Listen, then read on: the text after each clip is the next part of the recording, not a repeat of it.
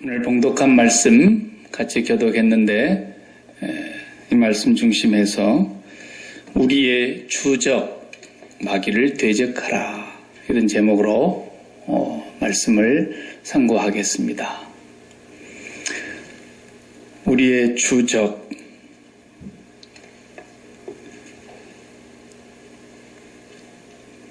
우리 미국의 적이 어디죠? 미국의 적은 무엇일까요? 미국이라는 나라가 적이 있나요? 대한민국은 그냥 38선으로 그어놓고 아예 우쪽은 우리의 적이다 이렇게 대놓고 하지만 미국은 그렇다고 우리가 멕시코하고 전쟁하는 것도 아니고 캐나다하고 싸우자는 것도 아닌데 미국의 주적이 있을 거 아니에요. 적. 미국의 적은 뭐냐면 미국의 건국 이념을 파괴하는 것이 적입니다. 미국의 건국 이념, 정치하는 사람들은 그걸 다 마음에 담고 있죠. 특히나 대통령이 되고 행정부를 다스리는 사람은 미국의 건국 이념, 그것이 결국은 통치 이념이고 대통령이 가져야 될 굉장히 중요한 정치 철학이 거기서 나오는 거예요. 미국은 공산당하고 물론 싸우는 것도 있겠습니다만은 미국은 지금 국경에서 어떻게 대치 상태에서 적을 놓고 싸우는 것은 아니죠. 그런데 나타나고 보이는 것은 지금 IS라고 하는 그 나라, 자기들은 나라라 그러죠. 그 무리들과 지금 싸우려고 하는 겁니다. 그 나라가 왜 그렇습니까? IS라는 무리들이 인간의 자유를 빼앗고 인권을 말살하고 그리고 평화를 깨뜨리고 질서를 어지럽히게 하는 무리들이기 때문에 그래서 사람을 너무 잔인하게 처형하고 이런 걸 보면서 미국의 건국 이념은 자유입니다. 자유. 저 미국에 가면은 자유의 여신상인 뉴욕 항구 앞에 다 버티고 있지 않습니까?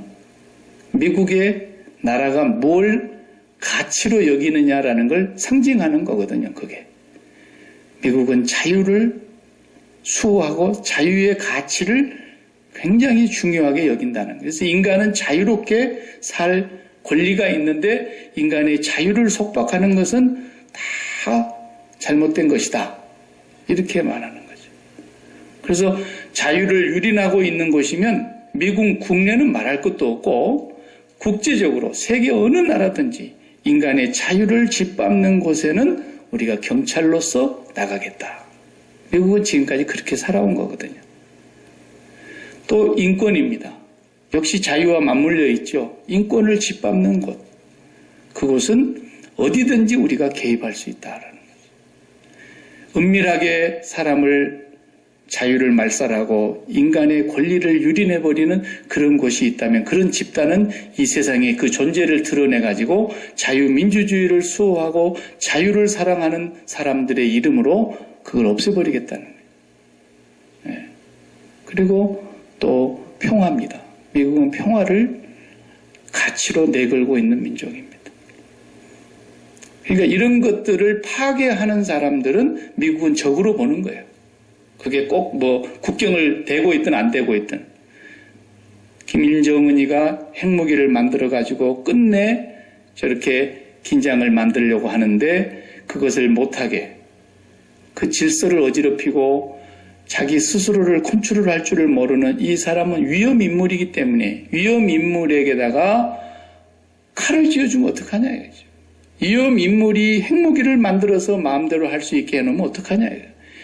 자유민주주의와 자유와 질서를 파괴하고 인간의 자유를 말살하는 그런 일을 지금도 자기 나라 안에서 자행하고 있는데 저런 존재가 핵무기까지 가지게 되면 안 된다. 그러니까 미국이 그걸 적으로 간주하고 개입을 하려고 하는 거고 유엔이라고 하는 평화를 사랑하는 사람들과 함께 연대적으로 그걸 막아내려고 하는 거죠.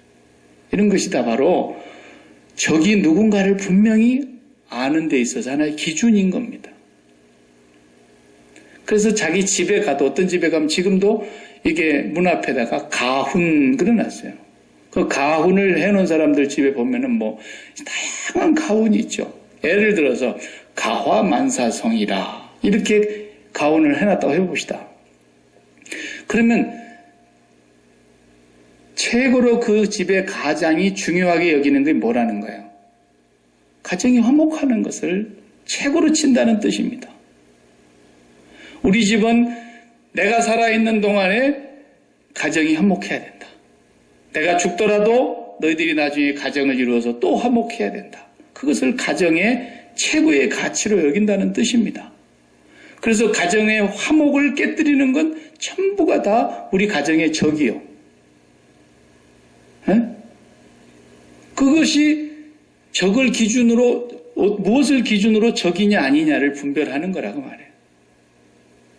그런데 우리나라 대한민국에서는 또 우리가 어렸을 때 자랄 때는 무조건 적이 누구냐 그러면 그냥 김일성이 살아있을 때 김일성이라고 그랬어요. 그리고 북한이라고 생각했고 온 벽마다 그냥 방공, 방첩, 승공, 멸공 막 이렇게 해갖고 공산당은 반대하고 멸해버려야 된다고, 공산당하고 싸우면 이겨야 된다고 승공, 멸공, 방첩 이렇게 했단 말이에요. 우리나라의 최고의 가치는 공산당과 싸워 이겨야 되고 없애버릴 수 있으면 없애버려야 된다는 거예요. 그러니까 적이 딱 구분이 되는 거예요. 근데 김대중 대통령께서 이제 대통령이 되고 나서부터서는 김일성이를 만나야 되겠는데 김일성이는 그냥 만나지도 못하고 죽어버렸고, 김정일이를 만나야 되겠는데 우리의 주적이 김정일인데 우리 국가의 원수가 적을 만나러 간다 그러니까 저쪽에서 기분이 안 좋은 거예요. 그래가지고 김대중 대통령 때 우리의 주적은 그거 지워버렸어요. 그거 없애버린 거예요, 그때. 그리고 노무현 대통령도 그걸 없애버린 거예요, 이어서 계속. 예. 그리고는 김정일을 둘 다 만나고 온 거 아닙니까? 예. 그리고 이명박 씨가 대통령이 되고는 다시 우리의 주적은 북한이다. 또 해놨단 말이죠. 예. 지금 박근혜 씨도 마찬가지고. 군인들이 굉장히 헷갈리겠어요. 그 많은 돈을 들여갖고 국방비 들여서 옷 입혀가지고 총 다 들려서 적이 어디냐 그러니까 주적이 없어졌어. 나라가 10년 동안. 주적이 없어지다 보니까 국민들이 불안하고 군인 정신이 해이되고 그렇게 된 거죠. 네. 신앙생활도 똑같은 거예요. 신앙생활도 주적이 누군지를 모르고, 우리가 그냥 그걸 왜 몰라요? 마귀죠. 당연하죠. 사탄 마귀가 우리의 주적인 것은 분명합니다. 그런데 사탄 마귀가 우리를 오늘 성경 말씀에 보면 뭐라 그랬어요? 우는 사자와 같이 삼킬자를 두루 찾고 다닌다 그랬단 말이죠.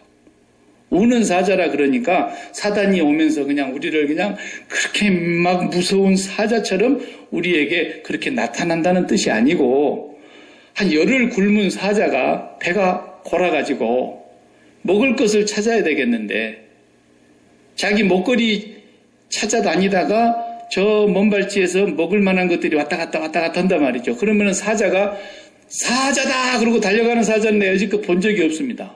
동물의 왕국을 그리 많이 봤어도 사자가 납작이 엎드립니다.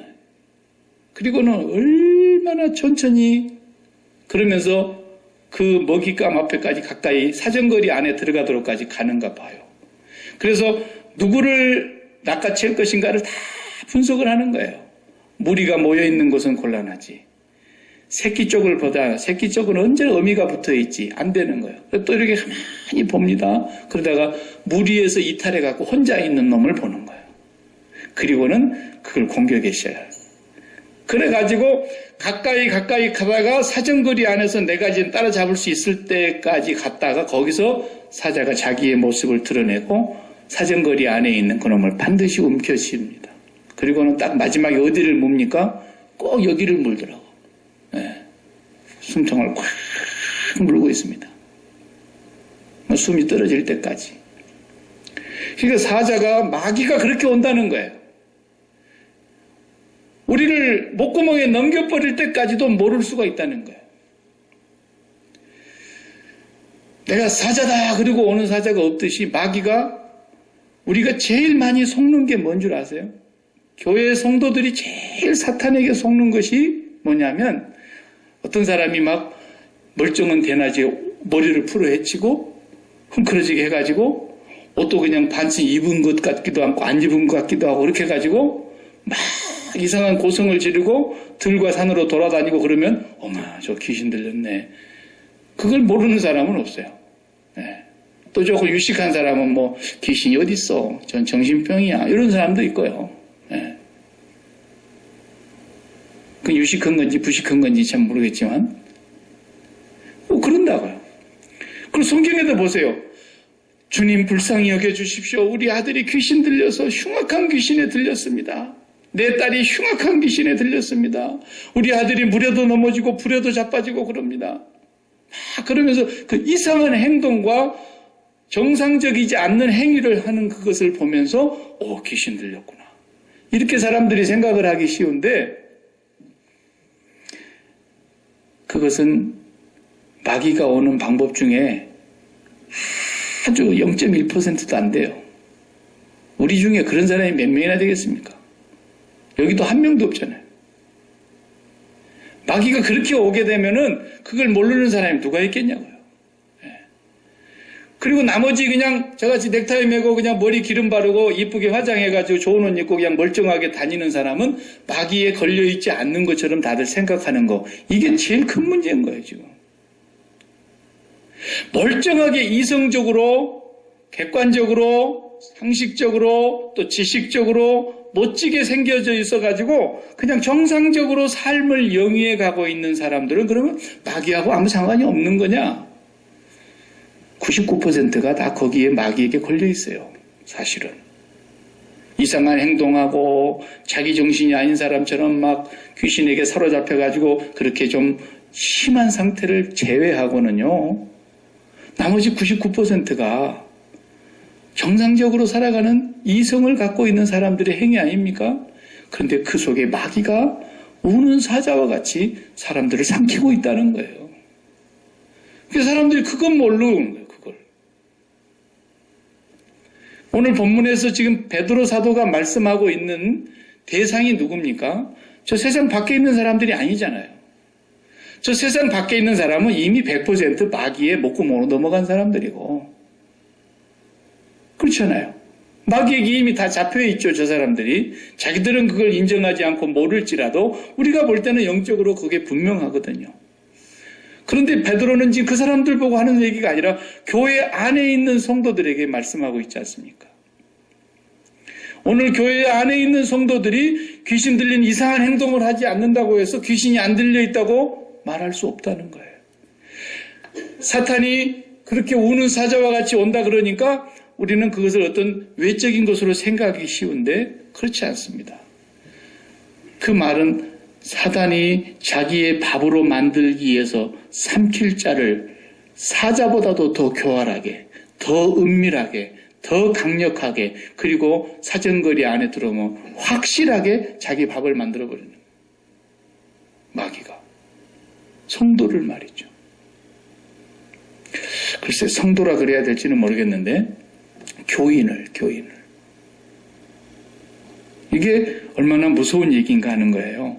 우리가 귀신 들리고 사탄적이고 이런 것을 너무 회개한 행동을 하는 사람들만을 우리가 생각하게 되면 마귀는 굉장히 좋아하죠. 이것들이 지금 내 밥이 돼갖고 있으면서도 내 목구멍으로 넘어간 지가 이미 오랜데도 귀신한테 마귀한테 걸려드는 것을 모르고 있구나. 마귀가 그렇게 들어온다니까요. 그럼 뭘로 그거 알 수 있습니까? 알 수 있습니다. 너무나 분명하게 알 수 있습니다. 근신하고 정신을 차리고 영적으로 깨어 있으면 그게 보입니다. 그렇지 않으면 절대로 자기가 마귀의 밥이 되어 있는데도 몰라요. 아까 제가 서론에서 말씀드렸던 것처럼 자기 집의 가훈을 아빠가 만들었다면 그 가훈은 그 집의 최고의 핵심 가치입니다. 국가도 국가를 지탱하는 핵심 가치가 있는 겁니다. 미국은 자유와 인권과 평등이다라는 겁니다. 이것을 해치고 이것을 공격해오는 모든 세력에 대해서는 미국이 국내와 국외, 세계 어느 나라, 지구 끝까지 쫓아가서 그걸 가만두지 않겠다라는 거죠. 자, 마이크로소프트사가 여기 벨뷰에 가면 있습니다. 마이크로소프트사의 CEO 되시는 오너는 우리 회사의 최고의 가치를 뭘로 둘 것이냐? 분명히 있습니다. 가면. 그 회사에 들어가면 사원들을 그 교육부터 시키는 겁니다. 우리 회사의 핵심 가치는 돈 버는 거다. 이렇게 말했다 그러면 그 회사가 지금 섰을 리가 없죠. 최고의 핵심 가치가 돈 버는 게 아니라고 생각하니까 빌 게이츠라는 사람이 돈을 다 내놓은 거 아닙니까? 그보다도 더 소중한 것이 있다라는 걸 그 사람들이 가르치는 거예요. 자기가. 마찬가지입니다. 하나님의 나라에 가치가 있는 겁니다. 천국의 가치가 뭐냐라는 겁니다. 천국의 가치가 뭐겠어요? 답이 나와버리는 거예요. 이 사람이 지금 마귀에게 속고 있는가 안 속고 있는가는 너무나 간단한 거예요. 마이크로소프트사에 취직을 했으면 그 취직한 직원은 그 회사의 핵심 가치를 마음판에 새기고 그 회사가 정한 그 가치를 실현시키기 위해서 만든 회사의 규칙을 사칙이라 그러죠. 사칙.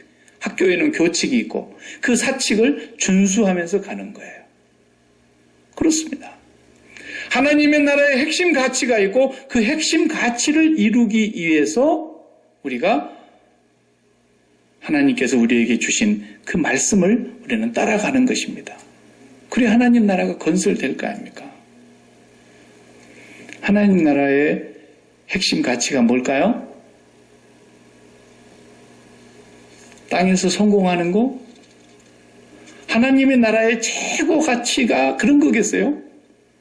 땅에서 장수하는 거? 땅에서 1등 하는 거? 땅에서 부자 되는 거? 보세요. 하나님의 나라 가치하고는 아무 상관이 없는 거니까요. 여기서 최고의 금덩어리를 갖고 가도 하나님 나라 가면 뭐라고요? 보도블록. 네? 길바닥에 까는 보도블록. 우스운 얘기로. 뭐가 하나님의 나라의 가치겠냐고요. 그러니까 이 세상에서 살지만 예수님께서 분명히 말씀했어요. 내 나라는 이 세상에 속한 것이 아니다. 그러면서 유대인들에게 요한복음에 보면은 유대인들과 변론하는 얘기가 많이 나오잖아요. 요한복음 7장 7절 같은 데 보면은 그런 말씀이에요. 너희가 세상이 너희를 미워하지 아니하였으나 그때 그 너희는 유대인들이거든요. 예수님을 배척하고 있는 유대인들. 세상은 너희들을 미워하지 아니하였으나 세상이 나를 미워했다 그랬어요. 하나님의 나라에 속한 사람들은 세상이 미워합니다. 우리의 가치를 미워하는 거예요. 그리고 주님께서 분명히 말씀하셨어요. 나를 이렇게 세상이 미워하는데 내 제자들, 너희들은 오죽하겠냐 그랬어요. 그리고 너희들보다도 먼저 왔다 갔던 선지자들은 얼마나 많이 미워했는지 아는지 아냐? 그런 말씀 주님이 여러 차례 하셨다고요. 왜? 서로 가치가 다르기 때문에 그런 거예요. 그래서 그 사람이 그리스도 안에 있느냐, 그리스도 밖에 있느냐, 이 세상에 속한 사람이냐, 주님이 말씀하신 이 세상에 속한 나라가 아닌 하나님의 나라에 속한 사람이냐, 이걸 뭘로 구분하겠어요? 그리스도 밖에 있는지, 그리스도 안에 있는지. 그걸 구분하는 기준점은 몸은 다 70억 인구가 땅에 있습니다. 이 세상에. 그렇죠?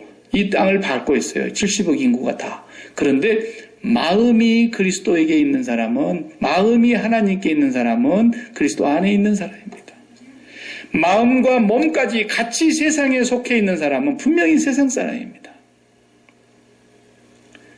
이것은 불을 보듯이 결정적인 것이고 너무 분명한 것이기 때문에 다른 이론이 있을 수가 없습니다. 내가 마음속에서 이 세상에 속해 있다. 그러면 그 마음은 분명히 뭘 추구하는 겁니까? 이 세상의 가치를 추구하는 것입니다. 이 세상의 핵심 가치가 뭡니까? 이 세상에서 성공입니다. 이 세상에서 제일 높은 자리에 올라갈 수만 있으면 가능한 최고로 올라가는 겁니다.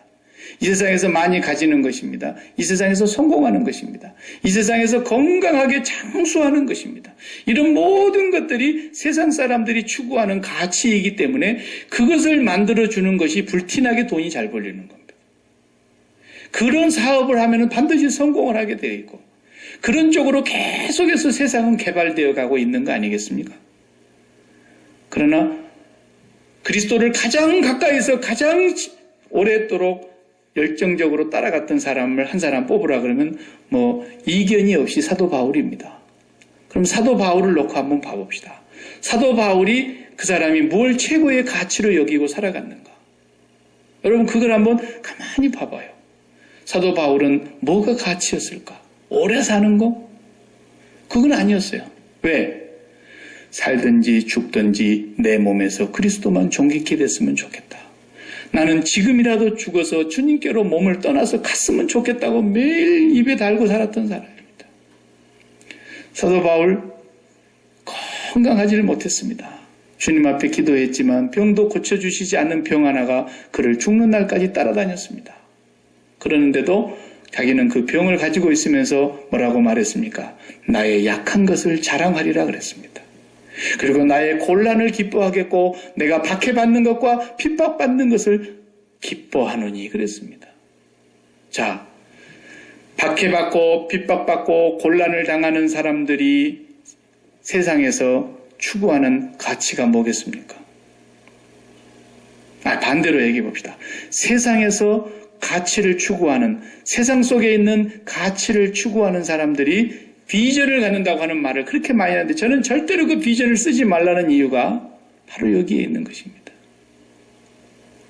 우리 예수 믿는 사람 어느 교회든지 가보면 막 비전 그러는데 정말 듣기 거북해요. 뭔 말인지는 알고 쓰는지 모르겠어요. 자, 세상에서 장수하고 세상에서 성공하고 세상에서 권력의 높은 자리에 올라가고 세상에서 부자가 되고 세상에서 모든 것에 부여하게 되는 것이 세상 사람들이 생각하는 가치인데 그런 사람들의 비전 속에 순교라는 것이 있겠습니까? 나 순교하고 싶다. 세상에 가치를 두고 사는 사람이 있겠습니까? 단 한 명도 없습니다. 세상에 비전을 주고 세상에 가치를 두고 사는 사람들 가운데 병든 걸 자랑할 사람이 있겠습니까? 곤란과 핍박과 박해받는 것을 기뻐할 사람이 있겠습니까? 단 한 명도 없습니다.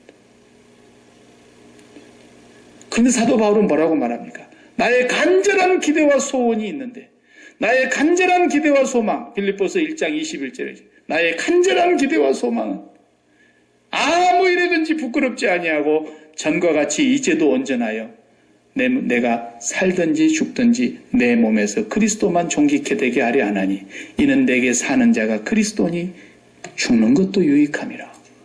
세상에 가치를 두고 있는 사람의 비전 속에 이런 얘기가 나올 수 있겠습니까? 절대로 그런 사람들은 이런 비전을 가질 수가 없습니다. 그렇기 때문에 비전이라는 말을 쓰면 안 된다는 것입니다. 비전이라는 것은 모두가 다 자기의 정욕과 자기의 생각과 자기의 욕망 속에서 나오는 것입니다. 그것이 비록 하나님의 이름을 일컬으면서 하는 얘기일지라도 하나님을 동원해서 자기의 꿈을 이루어 보겠다는 욕심일 뿐인 것입니다. 우리의 비전은 오직 하나뿐인 것입니다. 그걸 굳이 비전이라고 붙이고 싶다면 우리의 비전은 마음을 다하고 목숨을 다하고 힘을 다하여 하나님 아버지를 사랑하는 것뿐입니다. 그것만이 하늘의 가치를 두고 하나님의 나라의 핵심 가치를 두고 살아가는 사람의 비전이라면 그게 비전인 겁니다. 이 세상의 가치를 두고 있는 사람들 속에는 절대로 야고보 사도 전도도 별로 못 해보고 죽었어요. 12제자 가운데. 가룟 유다가 자살하고 나면 11명 중에 마띠아가 다시 들어가서 12명이 도로 됐는데 그 중에 제일 먼저 죽은 사람이 야고보입니다. 전도도 별로 못하고 그냥 잡혀서 헤롯이 목을 딱 잘라서 죽였어요. 예수님 부활한 것도 못 보고 죽은 사람은 세례 요한이고요. 네. 베드로는 거꾸로 십자가에 못 박혀 죽었다는 전설이 있죠.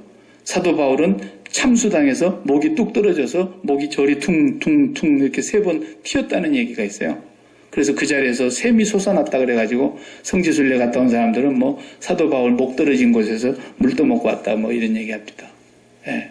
자, 이 세상에 가치를 두고 있고 이 세상에서 정말 비전을 갖고 있는 사람들 속에 사도 바울과 같은 그런 소원이 있는 사람을 나는 지금까지 본 적이 없습니다. 앞으로도 그런 사람 못 볼 겁니다. 절대로 없습니다. 왜? 땅에서는 그런 비전을 갖는 사람은 정신 나간 사람이기 때문에. 그렇기 때문에 이 세상의 비전은 그건 마귀가 갖다 준 가르침이에요. 하나님이 우리에게 가르쳐 준 것은 뭡니까? 마음을 다하고 목숨을 다하고 힘을 다하여 여호와를 사랑하고 있는 그것만이 내 소원이고 내 비전이었는데, 그런 사람의 마음속에 성령을 보내셔서 성령이 하나님의 마음을 알게 하시니까 성령의 가르침과 성령의 인도하심과 성령의 깨닫게 하심과 성령의 이끌림을 받아서 내가 살아가는 거예요. 그러다 보니까 어떤 사람은 사도 요한처럼 죽지도 않고 오래 살면서 100살까지 살면서 천국을 환상으로 보고, 비록 유배는 갔지만, 반모섬의 유배는 갔지만 주님이 그 사람을 오랫동안 살려두고 천국의 환상을 보게 하고 요한계시록까지 다 쓰게 해놓고 돌아가시게 하는 경우도 있고. 왜? 베드로가 그랬지 않습니까? 선생님, 주님의 품에 이렇게 기대어 있었던 그 요한은 그 사람은 어떻게 되겠습니까? 물어봤잖아요. 그러니까 주님이 얼마나 박절하게 말씀하십니까? 너 왜 그렇게 남을 신경 쓰냐? 내가 다시 올 때까지 요한을 살려둘지라도 그것이 너하고 무슨 상관이냐? 그냥 주님이 냉정하게 말씀하시는 거예요. 그러니까 요한처럼 장수하게 살리기도 하시고, 설교 딱 한편하고 돌멩이에 맞아서 스데반처럼 죽게 하기도 하시고, 그걸 어떻게 할 거라는 거예요. 세상 사람들 속에는 이런 비전을 절대로 가질 수가 없어요. 누가 일찍 죽기를 원하는 비전을 갖는 사람 보셨습니까? 누가 병든 것과 곤란과 박해받는 것을 기뻐하고 자랑하는 사람을, 그런 비전 갖는 사람을 누가 봤습니까? 그러나 세상에 비전 가진 사람들은 다 좋은 것만 갖고 있죠. 하나님께로부터 나온 게 아닙니다. 거짓말입니다. 괜히 하나님 이름 불러대면서 공갈치는 겁니다. 자기를 속이는 겁니다. 그런 비전은 없습니다. 비전은 하나님 아버지를 사랑하는 것만 우리의 꿈입니다. 우리의 소원입니다. 그렇게 나아가다 보니까 성령이 나를 인도하셔서 아버지의 마음을 주신 것이고, 아버지의 생각을 주신 것이고, 아버지의 눈으로 보게 하신 것이고, 아버지의 마음을 깨닫게 하셔서 그 마음의 이끌림을 받아서 우리가 살았던 것이기 때문에 내가 산 것이 아니요 내 안에 그리스도께서 사신 거였죠. 그 오래 살게 하실 수 있어요. 그렇게 살다 봤더니 하나님께서 부자로 만들어 주실 수 있어요. 그렇게 사는 사람 가운데 어떤 사람은 일찍 데려가실 수도 있어요. 그렇기 때문에 세상의 비전은 우리가 가져서는 안 된다 그 말이에요. 이 세상에 무슨 비전을 가져요? 이 세상에 비전 없어요. 이 세상에 비전을 갖고 있다? 마귀가 이미 그 사람을 삼킨 거예요. 그걸 모르는 거라니까요. 이미 이 사람 마귀가 물고 있는 거예요. 이 세상의 비전을 가졌다는 것 자체가 이미 마귀의 밥이 됐다라는 뜻입니다. 하나님의 나라의 가치에 핵심을 두고 살아가는 사람들, 그런 사람들은 그 나라의 아버지 한 분만 우리의 소원이고 우리의 행복이고 우리의 기쁨이고 우리의 의이고 우리의 평화입니다. 그래서 하나님의 나라는 의와 희락과 평강이라. 이 세상에 어디 의가 있습니까? 의롭다고 큰소리치는 사람들 다 도둑놈 아닙니까? 정의사회 구원이라는 것을, 정의사회를 만들겠다고 나라의 핵심 가치로 부르짖고 대통령 선서를 하고 난 사람도 제일 못된 짓 했잖아요. 이 세상 나라에 어디 의의가 있어요? 어디 희락이 있냐고, 어디 기쁨이 있냐고요, 어디에 평화가 있냐고요. 하나님의 나라만 있는 거거든. 그것은 하나님을 가질 때만 누릴 수 있는 겁니다. 하나님은 우리의 의가 되시는 분이고, 예수 그리스도는 우리의 의가 되시는 분이십니다. 예수 그리스도는 우리의 평화가 되시는 분이십니다. 예수 그리스도는 우리의 기쁨이 되시는 분이십니다. 예수 그리스도만 우리의 소망이고 예수 그리스도만 우리의 비전인 것입니다. 다른 건 없는 거예요. 이걸 모르면 마귀에게 늘 밥이 돼갖고 산다는 사실을 알아야 됩니다. 오늘 또 내가 이 세상에서 좋다고 하는 것을 저렇게 좋아하는 마음이 생겨가지고 그것에 그냥 그렇게 마음을 주고 그냥 나도 그것을 한번 가져봤으면, 그러면서 뒤에 가서는 또 궁세 가니까 뭐라 그래요? 하나님의 영광을 위하여. 이렇게 얘기하죠. 마귀한테 잡힌 거라니까요. 하나님의 이름은 무슨 하나님의 이름이에요. 공갈치는 거라고요. 그런 거 없어요. 그렇게 마귀가 강교한 거예요. 그렇게 사탄이 우리를 우는 사자처럼 한 번 물면 절대로 놓지를 않으려고 하는 그런 잔악한 마귀가 오늘 또 성도들을 호리는 거예요.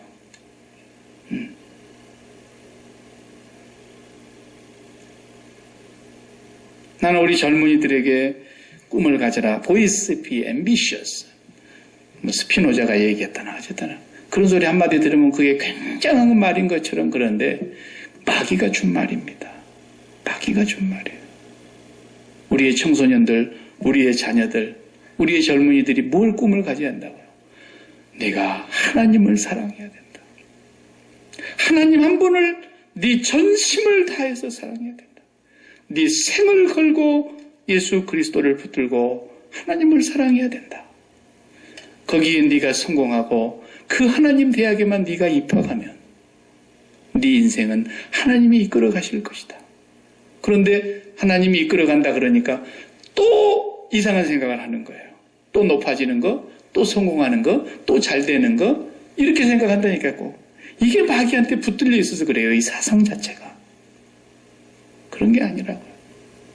네가 하나님을 전심으로 사랑하게 되면 더 갖고 싶은 것이 없어지게 되고 하나님이 너의 것이 되면 네 마음은 이미 기쁨으로 충만하게 되고 네 마음은 세상이 빼앗을 수 없는 평강이 지배하게 되기 때문에 네가 가장 담대한 사람이 되어서 이제는 살든지 죽든지 네 몸에서 그 하나님의 영광만 나타나면 나는 더 바랄 것이 없습니다. 이런 사람이 된다는 거예요. 근데 꼭 거기다가 토를 단다니까요. 높아져야 하나님 영광이 된다 그러고 내가 꼭 잘 때야 하나님 영광 돼야 된다 그러고 왜 그러냔 말이에요. 왜? 사도 바울이 그렇게 살았습니까? 오늘 우리는 절대 마귀에게 속지 말아야 됩니다. 마귀는 오늘 또 끝까지 우리 마음속에다가 세상을 심으려고 갖은 수단을 다 동원하는 겁니다. 그래서 우리의 마음이 하나님 앞으로 가지를 못하게 하고 이 세상에다가 이 세상이 추구하는 핵심 가치들에게다가 우리의 마음을 뿌리를 박게 만들려고 치묘하게 목덜미를 물고 놓지 않는 그 사자처럼 성도들을 끊임없이 물고 늘어지는 거예요. 이 마귀가. 그래서 우리는 그것을 이길 수 있는 힘이라는 건 우리에게 없기 때문에 예수 그리스도의 죽음 앞에서 그의 죽음을 나의 죽음으로 날마다 동일시하는 것입니다. 그래서 세상의 가치가 내 마음을 유혹할 때도 내가 죽어버린 사람이 되기 때문에 죽어버린 사람이 어떻게 세상 가치에 마음이 딸려갑니까? 그래서 오늘 이제 고난을 얘기를 하는데 무슨 고난을 얘기하는 겁니까? 오늘 성경 말씀을 들여다보십시오. 5장 1절에 너희 중 장로들에게 권하노니 나는 함께 장로된 자요 그리스도의 고난의 증인이요 나타날 영광에 참여할 자니라 하면서 말씀하십니다. 뒤로 넘어가서 보십시다. 9절 말씀을 보십시다. 너희는 믿음을 굳건하게 하여 그를 대적하라. 이는 세상에 있는 너희 형제들도 동일한 고난을 당하는 줄 알미라 그랬습니다. 지금 이상한 행동하고 마귀 귀신죄 붙들려가지고 이상한 행동하고 그런 사람들한테 편지하는 게 아니라 지금 고난 속에서 이제 너희가 당하는 이 고난은 너희 재산을 빼앗길 수도 있다. 이제 너희에게 당하는 핍박과 박해가 몰려올 텐데 너희 목숨까지도 노릴 수가 있다. 그리고 너희 가족들이 뿔뿔이 흩어질 수도 있고 너희의 가족들도 붙들리는 대로 가서 죽음을 당할 수 있다. 이런 고난이 닥쳐올 것이다. 마귀가 너희에게 엄청난 고난을 내릴 수도 있을 것이다. 그렇지만 두려워하지 말고 담대하라. 고난아 물러가라. 이런 얘기하라는 얘기가 아니지 않습니까? 그런 고난이 올지라도 너희들의 믿음이 흔들려서는 안 된다. 너희들의 심장을 들이고 있는 그 하나님을 사랑하는 마음이 흔들려서는 안 된다. 너희보다도 앞서 있었던 형제들도 동일한 고난을 받았다는 걸 너희가 알아라. 이 고난인데 말이죠. 이 고난 앞에서 지금 마귀를 대적하라는 말인데요. 이 고난을 세상의 비전으로 갖고 있는 사람이 누가 있겠냐고요. 예? 이 세상에서 비전 부르짖는 사람들 다 가서 붙들고 물어봐요. 이런 비전 갖고 싶습니까? 라고. 집도 빼앗길 수 있고 목숨도 잃어버릴 수 있고 가족도 이산가족 날 수 있고 자기의 모든 것을 지금까지 쌓아놓은 것까지도 다 잃어버릴 수밖에 없는 그런 고난이 이제 닥칠 텐데 그것을 비전으로 갖고 싶습니까? 라고 물어보라고요. 세상에. 그걸 갖고 싶은 사람이 한 명이나 있는가? 없다니까요. 그런데 무슨 비전을 얘기를 하냔 말이에요. 비전하는 사람들 전부 다 마귀에게 붙들려서 속고 있는 겁니다. 우리의 비전은 하나님 한 분뿐입니다. 그분을 가지고 그분이 이제 계시는 곳에서 고난이 임할 것입니다. 그걸 욥이 말해주고 있는 겁니다. 욥을 가운데 두고 하나님과 마귀에게 동일한 기회가 왔습니다. 하나님은 욥을 향해서 마귀에게 뭐라고 증거합니까? 걔는 진짜로 나를 경외하는 자야. 정직하게 나만 경외하는 자야. 마귀는 그렇게 말하지 않습니다. 그렇게 말씀하지 마십시오. 이 정도 하나님이 당신이 울타리를 둘러서 지켜주시고 이 정도 재산을 많이 주고 이 정도 자녀들을 잘 되게 하고 이 정도 당신의 명예를 키워주는데 하나님 안 섬길 사람 누가 있겠습니까? 지금부터서 한번 그 자식도 그 재산도 그 명예도 그 몸의 건강도 한번 쳐보십시오.